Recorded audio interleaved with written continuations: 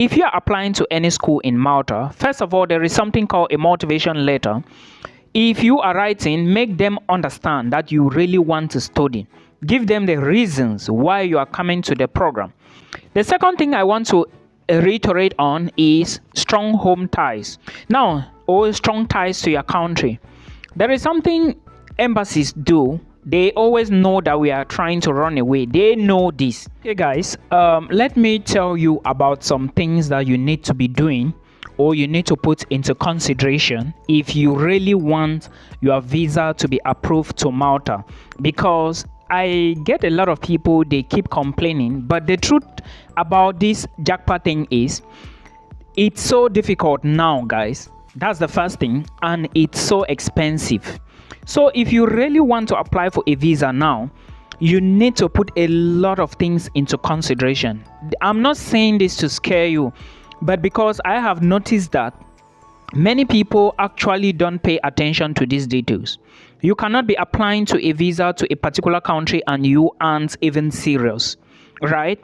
But don't worry, to those of you who are complaining about Malta, these are some things that you should put into consideration if you really want to get your visa approved. Before I proceed, let me introduce myself, right? My name is Milton. Please, there are 3 things I want you to do for me on this video right now as you are watching. The first thing is you press the like button. The second thing is to share this video. And the third thing is, if you haven't subscribed to the channel, click the subscribe button down here and turn on the bell so that when I post the next one, you will see the notification to watch. Thank you. Now let's go directly to the video. If you want to apply to Malta, you should understand that age is a very important factor. Now, the embassy may not tell you, or the identity, or maybe VFS Global, they may not tell you why age is a very important factor, but I want to tell you that age is very important. However, most countries abroad, they don't really care about the age. In as much as you convince them and give them reasons why you want to study, you are good to go. That is to say, if you are applying to any school in Malta, first of all, there is something called a motivation letter. If you are writing, make them understand that you really want to study. Give them the reasons why you are coming to the program. Give them the reasons why you have been out of school for a very long time. These are some of the things. As soon as you get your visa, in case you are, as soon as you get your offer and you are preparing to apply for visa, and if there is still a motivation letter, make sure you put all these things into consideration. It's so important.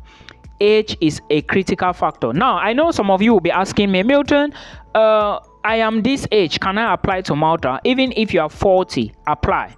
The thing is, make them understand why you are applying, why you want to study, okay, and defend yourself. Age is not the only problem you have at the moment. There are still other factors I'm going to be talking about right now, and I think they are important for you to put into consideration. The second thing I want to reiterate on is strong home ties. Now, or strong ties to your country. There is something embassies do. They always know that we are trying to run away. They know this. Even when you are telling them you are not going to come back, they know that you will not come. Most of them understand that out of the people who are coming back, maybe 5% or 10% will come back. Not everybody. So showing strong ties to your country, if you are living your business, you can show as ties. If you have your properties, you can show as ties. If you have your family, you can show as ties. But again, strong ties to your home country is very important. Now, let's go to the third option, which is another very important part, or let's say another important part you should put into consideration. Before applying to any school in Malta, please make sure you are looking at a school which is accredited. Make sure this school is licensed, or if it is a course, make sure the course is also accredited or licensed. Now, in this video, at the end, when you watch this video to the end, make sure you go to the video description box, click that link. If you already saw a school, or if you see any school on Google that you want to apply for, or maybe a program on Google, click that link below, then you select the options. If you do not find that school or that program on that link below, don't apply for it. It is going to cause you problems during visa application. Your course must be accredited, your school must be accredited, and before you apply, because if it's not accredited, the visa officer may not be comfortable giving you a visa to this school, because they are not sure if when you enter Malta, this school will be existing somewhere for you to study. I hope you understand my point. So I'm going to drop the link below, so you check the link. Any program you are looking for, make sure you search on that place. If you search, you are going to find it. Okay, you can decide to search per schools, you can decide to search per programs, you can decide to search per level. It depends: bachelor's, master's, PhD, postgraduate, or whichever one you want. It is now upon you. These are documents, or these are things that if you really want to get your visa, put them into consideration. Now, the next thing I want to talk about is insurance. Insurance, of course, insurance coverage for you to apply for a visa to Malta is supposed to be for 180 days.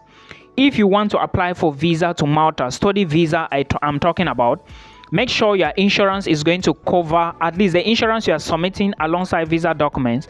It should show that you are going to be away for 180 days.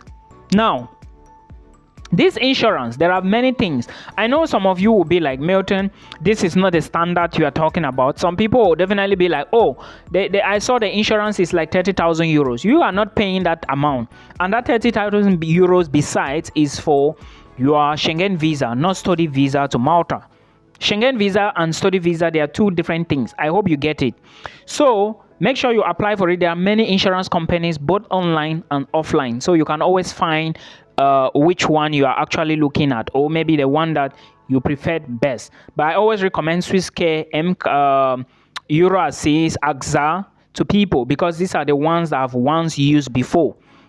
So you can check them. I'm not in any way promoting anybody or promoting anybody. I don't have any deal here. I'm just sharing knowledge to international students to help guide them in one way or the other. Then the next thing you need to pay attention to is proof of funds. Let's talk about proof of funds now. Proof of funds, you see, proof of funds is a whole lot of problems to many international students, not just going to Malta, but to every other person who intends to jackpot or wants to travel abroad.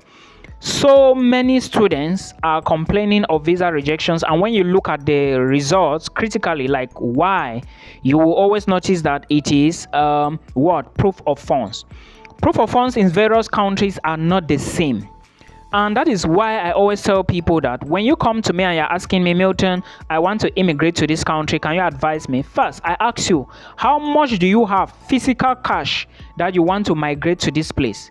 I'm not asking because I want you to give me the money. No, I only charge people based on consultation fee for my course. I don't have anything to do with you. I don't do visas or anything. So I want to be giving you advice based on what I know can help you.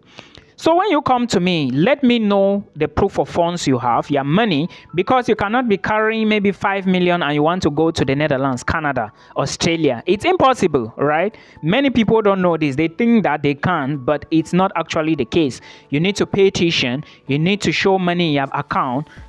Out of that, is it just going to be that 5 million? No. So these are some of the things. Now, proof of funds for Malta shows that you need to have, according to the Malta officials, you need to have 65% of the minimum wage of that particular year. That's to say, the minimum wage in Malta, if it's maybe 1,000 euros, you need to have 65% of that amount. And as I speak now, the minimum wage has doubled, and you need to show your bank statement for the past 6 months.